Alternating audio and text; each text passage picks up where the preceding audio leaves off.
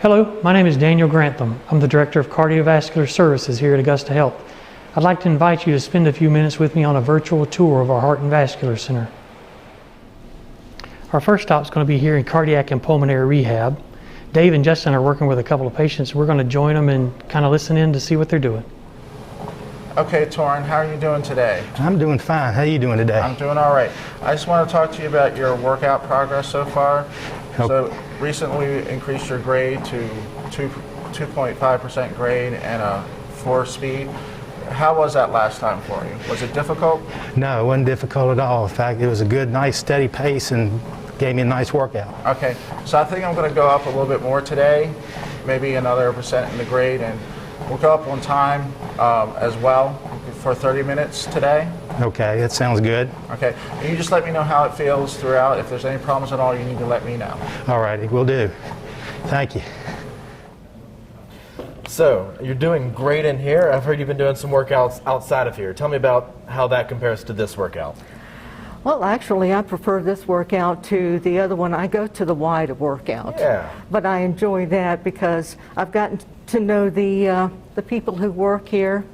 Mm-hmm. You and everyone else are so, thanks for being my cheerleader. Yeah. No, absolutely. I mean, it's easy to cheer somebody that works as hard as you do. So I can't say as much about as you said about me, but you're doing fantastic in here. I can't be more proud of you. Well, thank you. I know it's helped a lot with my weight loss. Awesome. Yeah, you've lost almost 20 pounds. That's phenomenal. I think so. It's a great start. We're going to continue our virtual tour in our Cardiovascular Department here on the first floor of Heart and Vascular Center. This is the area where we do echoes, vascular ultrasound, our device clinic, and our stress testing. I'd like to introduce you to Erica Maddox, our device clinic supervisor. Erica, could you let our guests know a little bit about the services you guys provide? Of course. So here in the device clinic, we see patients in the office typically once a year, and we're checking their pacemakers, defibrillators, or loop recorders. In addition, we also do remote monitoring for patients that have that capability. And we also see patients in the emergency room prior to surgery if any programming changes are needed, or for patients that are in the hospital needing our services there also. Hi Linda, my name's Erica. I'm going to be checking your pacemaker today. I'm going to go ahead and get connected to your pacemaker, okay? Okay. All right. Have you had any problems since your last check? No problems at all. Good. All right, we're going to check and make sure everything's working like it should be, and then we can get you on your way so you can enjoy your day. Okay. So I'm not seeing any episodes of your heart going fast or doing anything funny in there, so that's a good start. Now I'm going to slow your pacemaker down for just a second so we can check your wires. If you feel funny at all, you let me know. We can stop just as quickly, okay? Okay. Some people feel this and some people don't, so I like to make sure you know it's me in case you feel it. All right, you're already back to normal.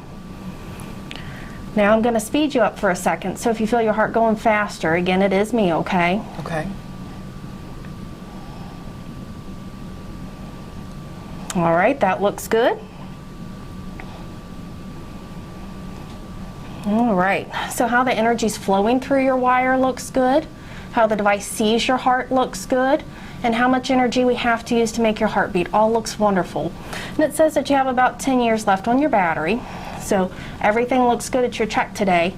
You still have your remote box plugged in at home, correct? That checks your pacemaker from home? Yes. Wonderful. So we'll keep checking you through your remote box every 3 months. It does check you every night, so if there's anything abnormal, it'll let us know. But at the least, we're looking at it every 3 months, and then we'll see you back here in the office in a year. But if you have any questions or problems before, then you give us a call. Okay, sounds good. All right, thank you. Thank you. I have another introduction for you. This is Ivan Napotnik, one of our registered nurses here in the stress lab. Ivan, could you let our guests know some of the services you guys provide? So one of the services we provide here is cardiac stress testing, and that involves exercise on the treadmill. And so we do a plain stress test, which is exercising on the treadmill with electrocardiogram. So we're watching your electric rhythm while you're on the treadmill, looking for any changes in your symptoms, any changes to your rhythm. In addition, we do a test that involves exercise on the treadmill as well as echocardiogram images of your heart, which is an ultrasound. And then in addition, we do nuclear stress testing, which involves going under a scanner for nuclear imaging. On top of the stress testing, we do heart monitors. We have 2 different types. We have a 30-day event monitor, and with those, it monitors your heart over 30 days, and it records remotely any events that your heart has, whether that's a change in your rhythm, or if your heart rate goes too fast, too slow, that sort of thing. And those recordings come here to the hospital for us to see and monitor here. We also have a Holter monitor, which is 24 hours or 48 hours, and that records your heart for those durations. And then we also have an ambulatory blood pressure monitor, and that monitors your blood pressure over 24 hours. So that will check your blood pressure every hour for 24 hours. And then the last monitor we offer is nocturnal pulse oximetry, and with that, you wear it overnight and it monitors your oxygen saturation in your blood, and then also your heart rate. All right, Linda, now that you've had your pacemaker check, we're going to do a stress test. So before we start the test, we're going to do a little practice walk. So if I can have you put your hands on this front bar here, I'm going to put the treadmill on just a slow walk, just to give you the feel, and then I'll explain how the test is going to work. Okay. So I'll start the treadmill in 3, 2, 1. So you'll start out walking like this for just a few seconds. When we start the protocol, the treadmill is going to go up to a 10% incline, and it's going to speed up a little bit from there. And you'll walk at that for 3 minutes, and every 3 minutes it's going to get a little steeper, a little faster. And you just let us know how you're feeling. If you're having any symptoms, if anything bothers you, you just let us know. Okay. We'll be watching the monitor over here for any changes in your EKGs. We'll be checking your blood pressure every 2 to 3 minutes. And we'll just keep going until you feel like you can't go anymore, and then we'll end the test. Okay. That sound good to you? Sounds good. All right. Friends, we're in one of our vascular ultrasound rooms. This is Brandy Kuhn, our lead vascular sonographer. Brandy, can you let our friends know some of the things you look for? Yes, so if you come in this room, we would use this machine here. It's a type of ultrasound machine, and I would look for any narrowing, any blockage, any clot in any of your veins and arteries throughout your body. Hey Linda, welcome to the Vascular Lab. Now that you've completed your stress test, I'm going to do a carotid ultrasound on your neck to see how well the blood flow gets to your brain. Okay. So what I will do is put some gel on the right side of your neck here. And I'm just going to slide this on your skin. And all I do is I'll take some pictures to see how well the blood flow is getting to your brain. So throughout this, you might hear some noises on and off, and that'll just be the sound of the blood flow going through that artery there. Do you have a family history of stroke? No. Do you smoke? No. Do you take medicine for high blood pressure? Yes.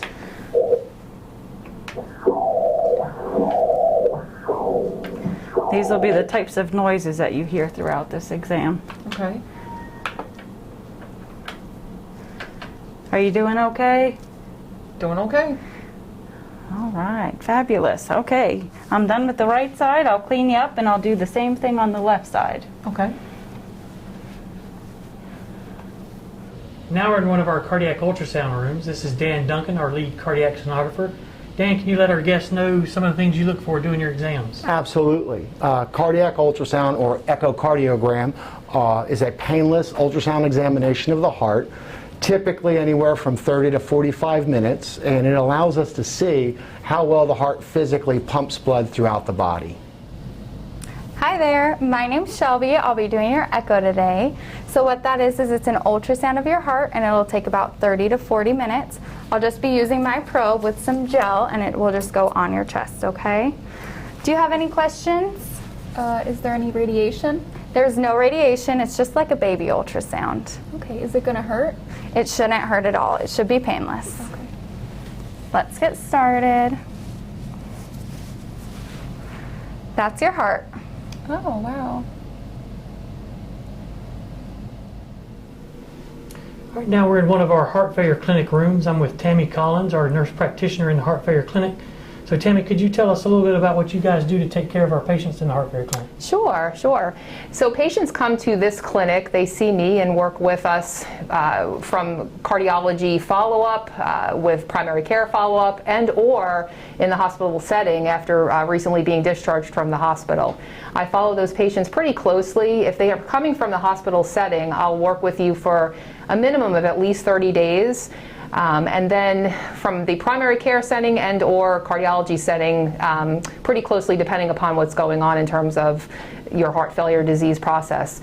We work on medication education, up titration of your heart failure medications, signs and symptoms, what to look for, what to expect, when to call me, and so forth. Okay. Can you tell us a little bit about how it helps prevent readmissions into the hospital as well? Yeah, sure. So we educate the patient on recognizing those symptoms and when to call, so they're more kind of in tune to what's going on in terms of heart failure exacerbation. They're instructed to call us if they have any significant weight fluctuations, what to do, what to take, what not to take, and so forth. Okay. Thank you for the information. Sure. Now we're in the cardiac cath lab. This is one of the 3 rooms that we have here. We do heart caths in this room. When we do a heart cath, we are looking for blocked arteries, coronary arteries. So if we see a blocked coronary artery, we're able to go in and fix that artery in a lot of cases. So we can put a stent in that'll open that artery back up. We also have another room, EP room. We have a physician, Dr. Brammer, that's able to go in, put in pacemakers, ICDs.